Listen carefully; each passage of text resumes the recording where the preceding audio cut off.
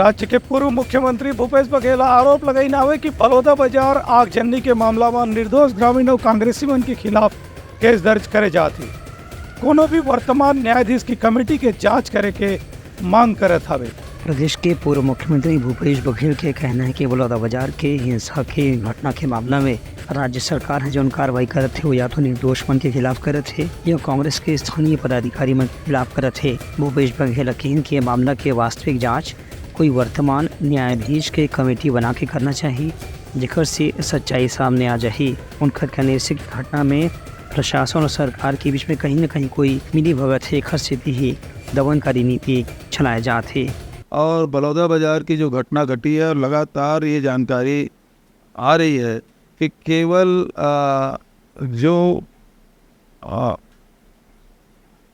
निर्दोष लोग हैं उसको टारगेट कर रहे हैं, कांग्रेस के लोग हैं उसको टारगेट कर रहे हैं और उस पर गिरफ्तारियाँ हो रही है। जबकि भारतीय जनता पार्टी और अन्य दल के जो लोग थे जो भारतीय जनता पार्टी के अघोषित सहयोगी हैं उनके खिलाफ, उन नेताओं के खिलाफ कोई कार्रवाई नहीं की जा रही है सर। जो और इसमें हमारी दो डिमांड है। मैं लगातार भी बोल रहा हूँ, उस दिन भी आप लोगों से चर्चा किया और वहाँ पीड़ित परिवार के लोग आए थे, उस समय भी ये बात मैंने उठाया था। तो अब हमारी डिमांड ये है कि एक तो ये पूरी जांच है क्योंकि शासन प्रशासन की मिलीभगत से ये घटना घटी है, इसके लिए दोषी सरकार है और इसीलिए हम पहले दिन से ही विष्णु देसाई के सरकार की इस्तीफा की मांग कर रहे हैं। और दूसरी बात, इसमें महत्वपूर्ण बात यह है कि ये जो पुलिसिया कार्रवाई अभी लगातार हो रही है उससे ये स्पष्ट है कि ये दमनकारी नीति अपनाए हुए हैं। हमारी डिमांड ये है कि इसे हाई कोर्ट के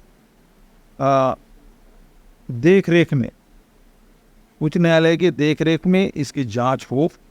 कोई एक जज सरकार का दे, तब चाहे आवश्यकता पड़ी तो फिर न्यायालय के शरण में भी जाएंगे, वहाँ भी डिमांड करेंगे।